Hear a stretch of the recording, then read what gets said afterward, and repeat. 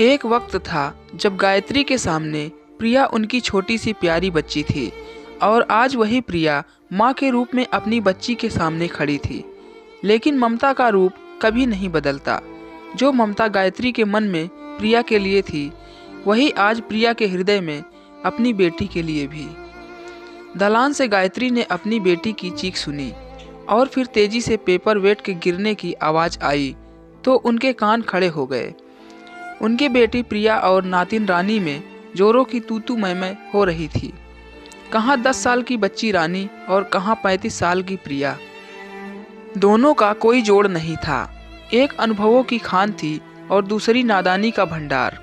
पर ऐसे तनी हुई थी दोनों जैसे एक दूसरे की प्रतिद्वंदी हों।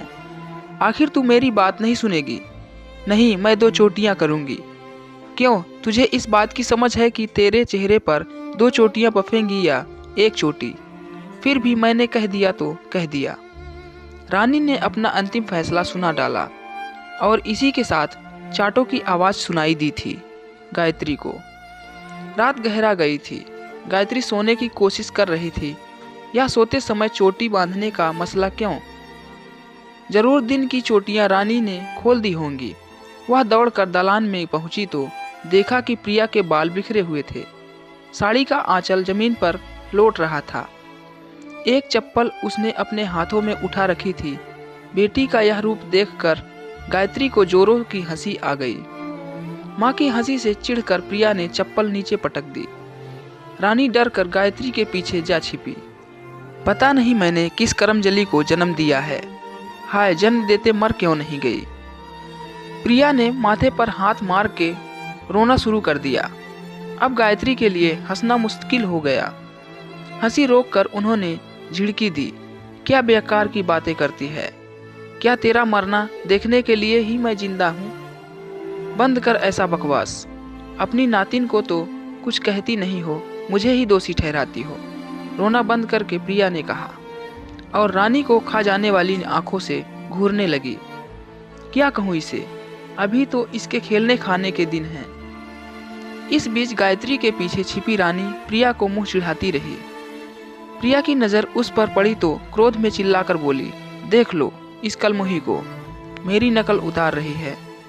गायत्री ने इस बार चौंक कर देखा कि प्रिया अपनी बेटी की मां न लगकर उसकी दुश्मन लग रही थी। अब उनके लिए जरूरी था कि वह नातिन को मारें और प्रिया को भी कसकर फटकारें। उन्होंने रानी का कान ऐंठ कर उसे 7 कमरे में धकेल दिया और ऊंची आवाज में बोली, प्रिया, रानी के लिए तू ऐसा अनाप शनाप मत बका कर। प्रिया गायत्री की बड़ी लड़की है और रानी प्रिया की इकलौती बेटी। गर्मियों में हर बार प्रिया अपनी बेटी को लेकर माँ के सूने घर को गुलजार करने आ जाती है। गायत्री ने अपने 8 बच्चों को पाला है। उनकी लड़कियां भी कुछ उसी प्रकार बड़ी हुई जिस तरह आज रानी बड़ी हो रही है। बात बात पर तन्ना, ऐंठना और चुप्पी साध कर बैठ जाना जैसे आदतें 8-10 वर्ष की उम्र से लड़कियों में शुरू होने लगती हैं। खेलने से मना करो तो बेटियां झल्लाने लगती हैं। पढ़ने के लिए कहो तो काटने दौड़ती हैं। घर का थोड़ा काम करने को कहो तो भी परेशानी और किसी बात के लिए मना करो तो भी। प्रिया के साथ जो पहली घटना घटी थी वह गायत्री को अब तक याद है। उन्होंने पहली बार प्रिया को देर तक खेलते रहने के लिए चपत लगाई थी तो वह भी हाथ उठाकर तन कर खड़ी हो गई थी। गायत्री बेटी का वह रूप देखकर अवाक रह गई थी। प्रिया को दंड देने के मकसद से घर से बाहर निकाला तो वह 2 घंटे का समय कभी तितलियों के पीछे भाग भाग कर तो कभी आकाश में उड़ते हवाई जहाज की ओर मुंह कर पापा पापा की आवाज़ लगाकर बिताती रही थी। पर उसने एक बार भी यह नहीं कहा कि माँ दरवाज़ा खोल दो, मैं ऐसी गलती दोबारा नहीं करूँगी। घड़ी की छोटी सुई जब 6 को भी पार करने लगी तब गायत्री स्वयं ही दरवाज़ा खोलकर प्रिया को अंदर ले आई थी और उसे समझाते हुए कहा था, ढीठ, एक बार भी तू यह नहीं कह सकती थी कि माँ दरवाज़ा खोल दो। प्रिया ने आंखें मिलाकर गुस्से से भरकर कहा था, मैं क्यों बोलूं? मेरी कितनी बेइज्जती की तुमने। अपने नन्हे व्यक्तित्व के अपमान से प्रिया का गला भर आया था। गायत्री हैरान रह गई थी। उस दिन के बाद से प्रिया का व्यवहार ही जैसे बदल सा गया था। ऐसी ही एक दूसरी घटना गायत्री को नहीं भूलती, जब वह सिरदर्द से बेजार होकर प्रिया से बोली थी, बेटा तू ये प्लेटें धो लेना, मैं डॉक्टर के पास जा रही हूँ। प्रिया माँ की गोद में बिट्टो को देख रही थी। समझ गई थी कि बाजार जाने का उसका पत्ता काट दिया गया है। गायत्री बाजार से घर लौटकर आई तो देखा कि प्रिया नदारद है और प्लेट पतीला सब उसी तरह पड़े हुए थे। गायत्री की पूरी देह में आग लग गई, पर बेटी से उलझने का साहस उनमें न हुआ था, क्योंकि पिछली घटना अभी गायत्री भूली नहीं थी। गोद के बच्चे को पलंग पर बैठाकर क्रोध से दांत किटकिटाते हुए उन्होंने बर्तन धोए थे। चूल्हा जलाकर खाना बनाने बैठ गई थी। इसी बीच प्रिया लौट आई थी। गायत्री ने सभी बच्चों को खाना परोसकर प्रिया से कहा था, तुझे घंटे भर बाद खाना मिलेगा, यही सजा है तेरी। प्रिया का चेहरा फक पड़ गया था, मगर वह शांत रहकर थोड़ी देर प्रतीक्षा करती रही थी। उधर गायत्री अपने निर्णय पर अटल रहते हुए 1 घंटे बाद प्रिया को बुलाने पहुंची तो उसने देखा कि वह दरी पर लुढ़की हुई थी। गायत्री ने उसे उठकर रसोई में चलने को कहा तो प्रिया शांत स्वर में बोली थी, मैं ना खाऊंगी अम्मा, मुझे भूख नहीं है। गायत्री ने बेटी को प्यार से घुड़का था, चल चल खा और सो जा। प्रिया ने एक कौर भी ना तोड़ा। गायत्री के पैरों तले जमीन खिसक गई थी। इसके बाद उन्होंने बहुत मनाया, डांटा, झिड़का, पर प्रिया ने खाने की ओर देखा भी नहीं था। थक कर गायत्री भी अपने बिस्तर पर जा बैठी थी। उस रात खाना उनसे भी न खाया गया था। दूसरे दिन प्रिया ने जब तक खाना नहीं खाया, गायत्री का कलेजा धक धक करता रहा था। उस दिन की घटना के बाद गायत्री ने फिर खाने से संबंधित कोई सजा प्रिया को नहीं दी थी। प्रिया कई बार देख चुकी थी कि गायत्री उसकी बेहद चिंता करती थी और उसके लिए पलकें बिछाए रहती थी। फिर भी वह माँ से अड़ जाती थी, उसकी कोई बात नहीं मानती थी। इतना ही नहीं, कई बार तो वह भाई बहन के युद्ध में अपनी माँ गायत्री पर ताना कसने से भी बाज नहीं आती। हाँ हाँ अम्मा, तुम भैया की ओर से क्यों ना बोलोगी, आखिर पूरी उम्र जो उन्हीं के साथ तुम्हें रहना है।